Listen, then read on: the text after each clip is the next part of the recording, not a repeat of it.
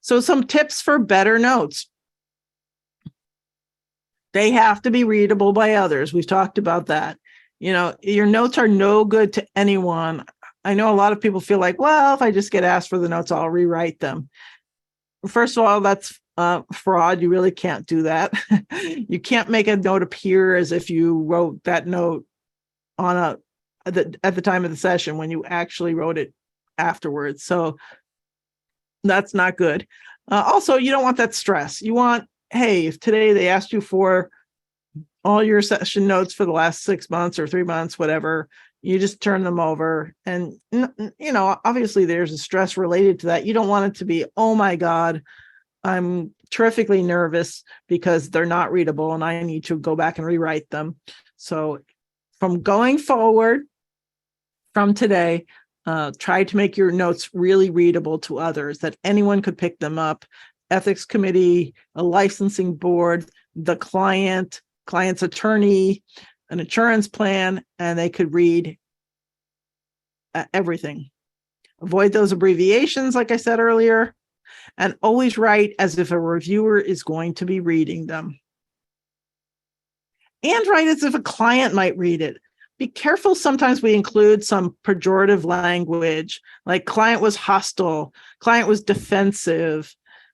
I try to avoid any kind of language like that. Instead, describe the behavior instead of what you think's going on in their head. Instead of saying client was hostile, I might say client got up and left quickly and slammed the door. Those are facts. Client was hostile is not really necessary or a fact. So as much as possible, try to write like a journalist who has no skin in the game. Just if there was a journalist sitting in the room, what would they say that this client said? What would they say you said back? And record everything that seems relevant to what happened in the room, particularly if a client is mad at you.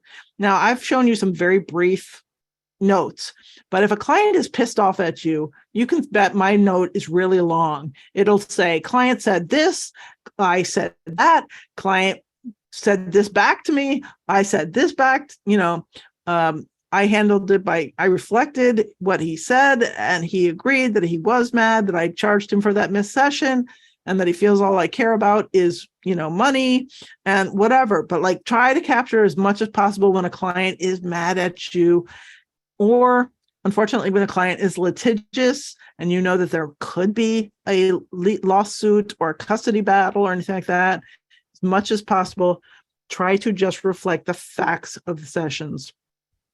And do avoid cloning, cutting, and pasting. This is something insurance plans will nail you on. If they see that things are carry over from one day to the other, one session to the other, you are either manually pasting the same information from one session to the next, or your electronic health record is doing that, carrying information. I have seen situations where, first of all, information got carried over that shouldn't have been carried over.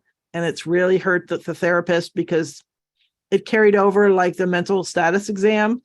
And then this client kind of sued them and they said, hey, the therapist said this client was really hostile and nasty and mean to me in the session. But the mental status exam said that they were calm and, all the things that they had been on the first session. So be careful about anything that clones, which just means it repeats, or that you actually cut and paste. Very dangerous.